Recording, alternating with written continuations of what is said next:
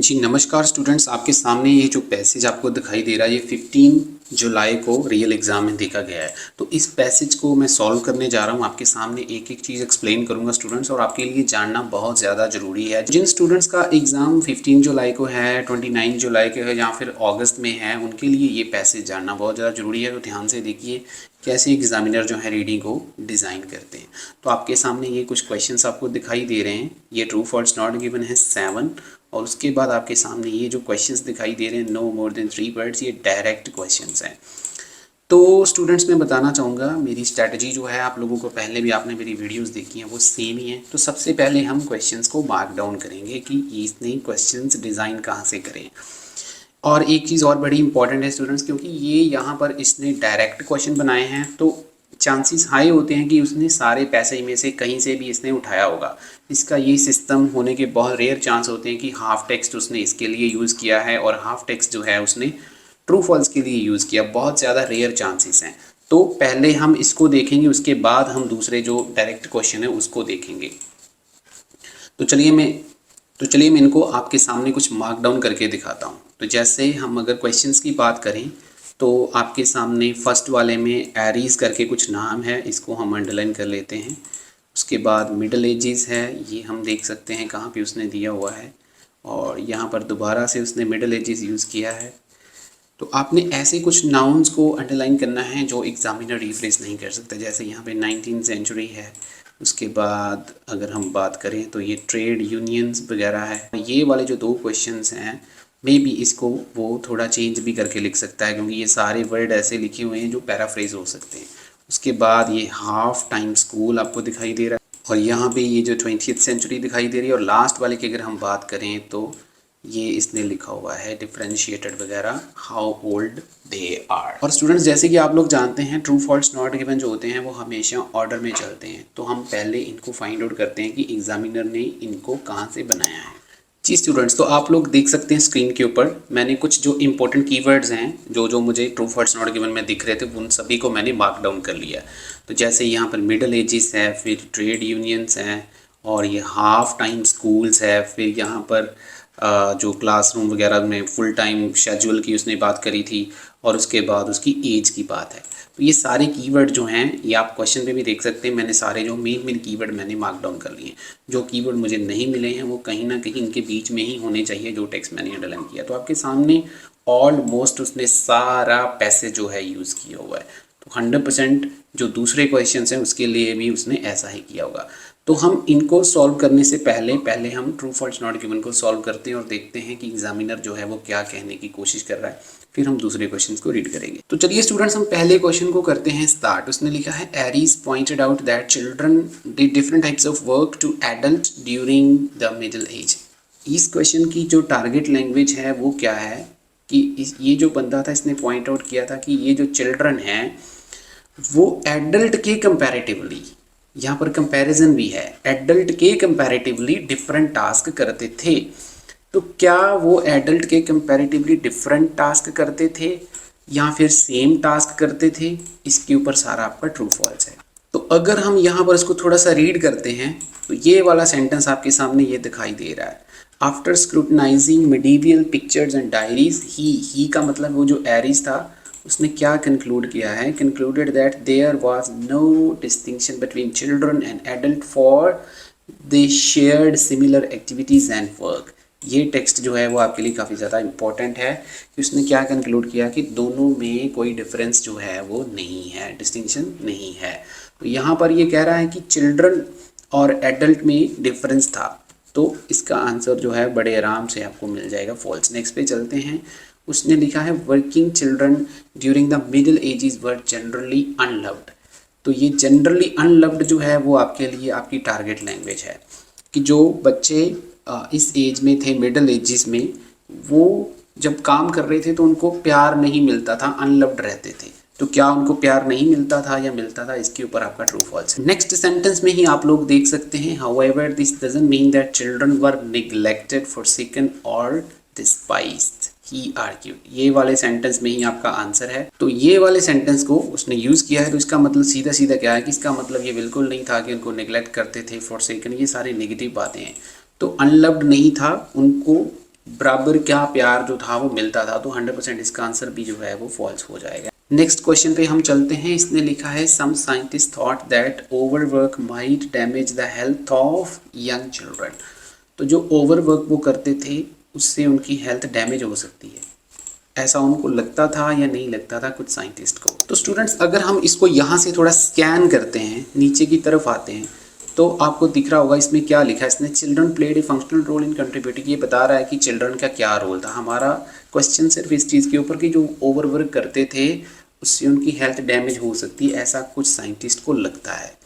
तो अगर हम इसको थोड़ा और नीचे जाते हैं तो यहाँ तक इसने कुछ नहीं लिखा हुआ। इसके बाद इसने लिखा है इन द 18th और 19th centuries industrialisation created a new demand for labor, thus many children were forced to work for long time in mines। यहाँ पर long time in mines का मतलब उनको वो फोर्स करते थे कि आप ज़्यादा टाइम काम करो। वहाँ पर उसने वर्क ओवर लिखा हुआ है क्वेश्चन में, workshops and factories। The issue whether long hours of laboring would interfere with the children's growing bodies began to perplex social reformer। इस social reformers का मतलब क्या है, साइंटिस्ट को जो थोड़ा डाउट होना स्टार्ट हो गया कि वो उनकी ग्रोथ में कोई प्रॉब्लम ना खड़ी कर दे। तो इसलिए क्या हुआ, सम ऑफ देम मतलब जो कुछ साइंटिस्ट थे स्टार्टेड टू रियलाइज, उनको रियलाइज क्या हुआ, potential systematic studies to monitor how far these early deprivations might be influencing children's development, कि ये जो डेप्रीवेशंस हैं चिल्ड्रन की डेवलपमेंट पे कितना असर डालेंगे, मतलब सेहत के ऊपर, अल्टीमेटली उनकी ग्रोथ के ऊपर उनको डाउट था कि डाल सकते हैं। तो 100% इसका जो आंसर है, बहुत ज़्यादा पैराफ्रेज करके दिया हुआ, तो this answer should be true. Next पे चलते हैं। उसने लिखा है the rise of trade union majorly contributed to the protection of children from exploitation in 19th century. तो ये जो राइज हुआ था, इन्होंने बहुत बड़े लेवल पे कंट्रीब्यूशन किया था। किस चीज़ में कंट्रीब्यूशन किया था, जो चिल्ड्रन की एक्सप्लॉयटेशन हो रही थी उनको बचाने के लिए इन्होंने बहुत बड़े लेवल पे जो था वो कंट्रीब्यूशन किया था। ये सेंटेंस आ गया हमारे सामने, the influence of trade unions and economics changes also contributed to the evolution by leaving some forms of child labor redundant during the 19th century। तो अगर हम इसको दिमाग से रीड करते हैं तो यहाँ पर सबसे इम्पोर्टेंट वर्ड अगर मैं बताऊँ, सबसे इम्पोर्टेंट वर्ड है आपका मेजरली, कि उन्होंने कंट्रीब्यूट तो किया है उनको बचाने के लिए, लेकिन बहुत बड़ा कंट्रीब्यूशन किया है। क्या उसने बहुत बड़ा या बहुत कम या कुछ बताया है कि कितना कंट्रीब्यूशन किया? तो सारे का सारा आंसर आपका एडजेक्टिव के ऊपर टिका हुआ है। अगर आपको एडजेक्टिव की समझ है तो ही आपको आंसर जो है इसका मिलने वाला है। तो अगर हम इस सेंटेंस को रीड करते हैं तो यहाँ पर ऐसा कुछ भी हमें नहीं दिखाई दे रहा। ये उसने ज़रूर बताया है कि इससे कुछ चेंजेस जो हैं वो हुए हैं, कंट्रीब्यूशन उन्होंने किया, लेकिन कितना किया है इसके बारे में पैसे पूरी तरह से साइलेंट है। तो ये वाला आंसर आपको काफ़ी कंफ्यूज कर सकता है और आंसर जो है इसका नॉट गिवन हो जाएगा।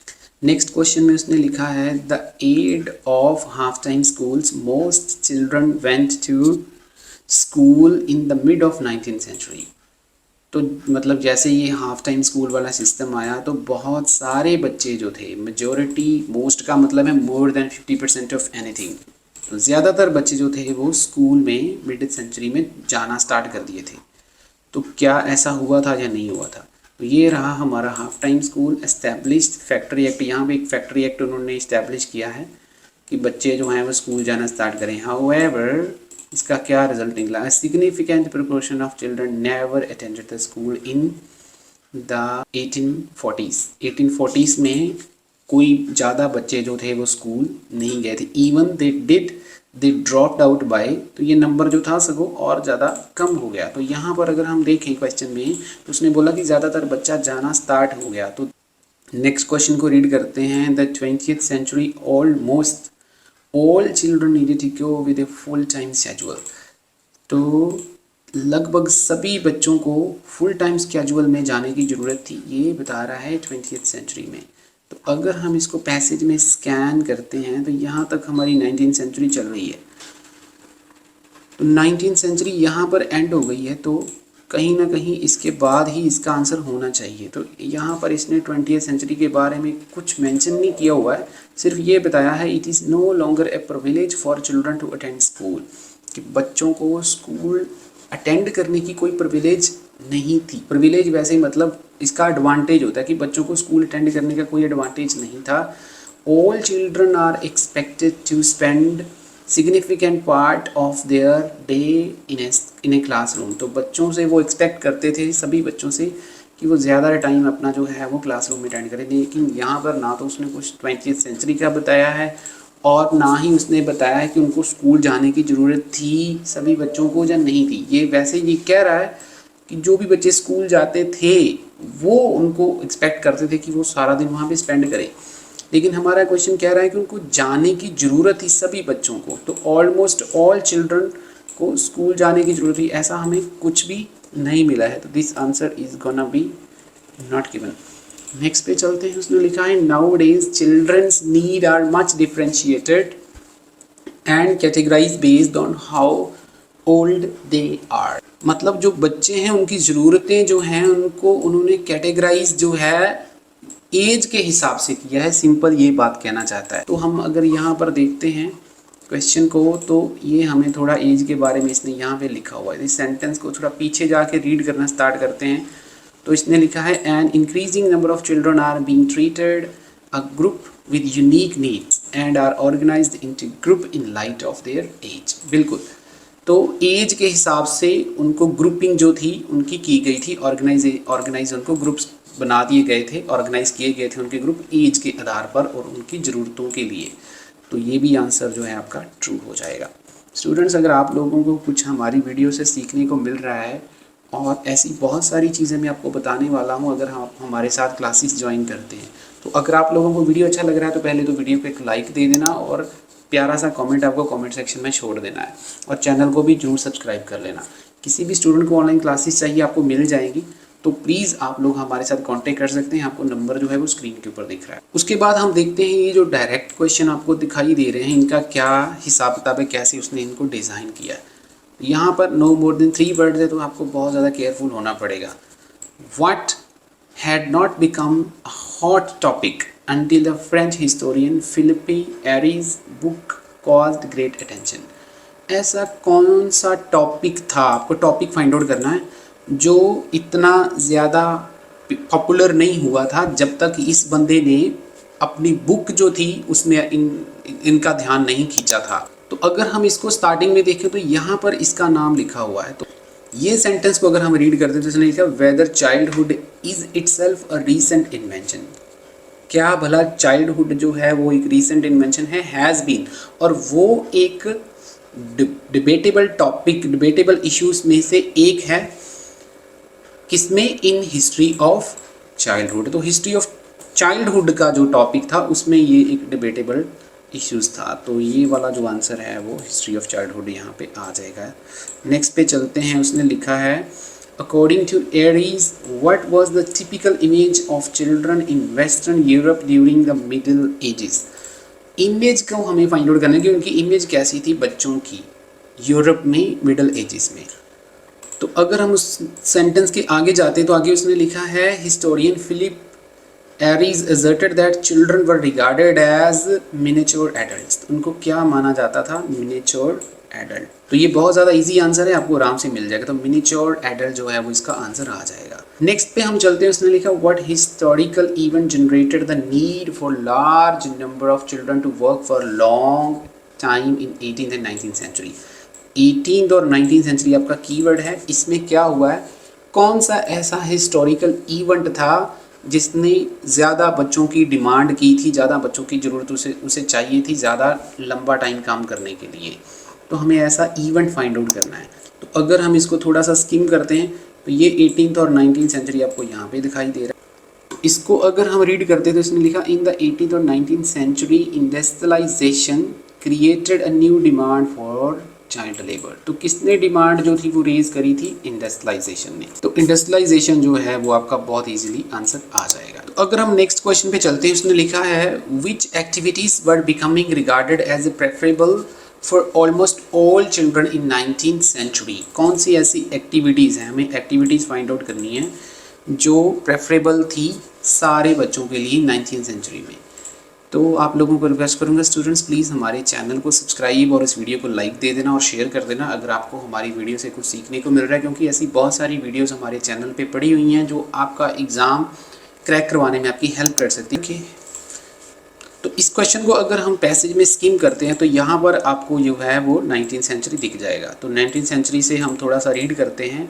The influence of trade union and economic changes also contributed to the abolition by leaving some forms of child labor redundant during 19th century. आगे उसने लिखा initiating children into work as useful children was no longer a priority and childhood was deemed to be a time for play and education. तो ये जो आपका answer है वो आ जाएगा। तो अगर हम इसको क्वेश्चन में देखते हैं, क्वेश्चन में उसने एक्टिविटीज़ पूछी थी, कौन सी एक्टिविटीज़ को प्रेफर किया जाता था सारे बच्चों के लिए 19th सेंचुरी में। यहाँ पर भी वही सेम लैंग्वेज लिखी हुई है। Childhood was deemed to be time, childhood को कैसा टाइम माना जाता था, खेलने के लिए और एजुकेशन के लिए, for all children instead of privileged minority. तो आपका जो आंसर है वो प्ले एंड एजुकेशन आ जाएगा। काफ़ी ज़्यादा डिफ़िकल्ट आंसर है, बहुत सारे स्टूडेंट को ये आंसर फाइंड आउट करने में प्रॉब्लम हो सकती है। चलिए हम अपने नेक्स्ट क्वेश्चन पे चलते हैं। उसने लिखा है in what place did childhood spend the majority of time during their day in school. तो कौन सी जगह पे वो अपना टाइम जो है वो स्पेंड करते हैं। तो यहाँ पर हमने इसको अंडरलाइन ऑलरेडी पहले भी किया हुआ था जब हमने true false not given solve कर रहे थे कि उनको जो था ज़्यादातर टाइम किस में स्पेंड करने के लिए बोला जाता था, एक्सपेक्ट किया जाता था क्लासरूम में।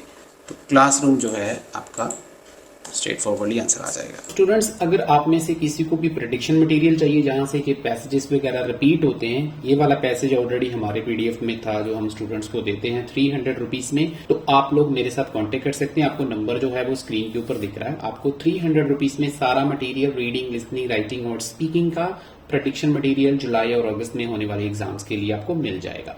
किसी भी स्टूडेंट को ऑनलाइन क्लासेस चाहिए, बहुत ज़्यादा अफोर्डेबल रेट्स के ऊपर आपको क्लासेस मिल जाएंगी। और आप लोगों को रिक्वेस्ट करूंगा स्टूडेंट्स, प्लीज़ हमारी वीडियो को लाइक दे देना और चैनल को सब्सक्राइब करके एक प्यारा सा कमेंट आपको कमेंट सेक्शन में छोड़ देना है। Thank you so much.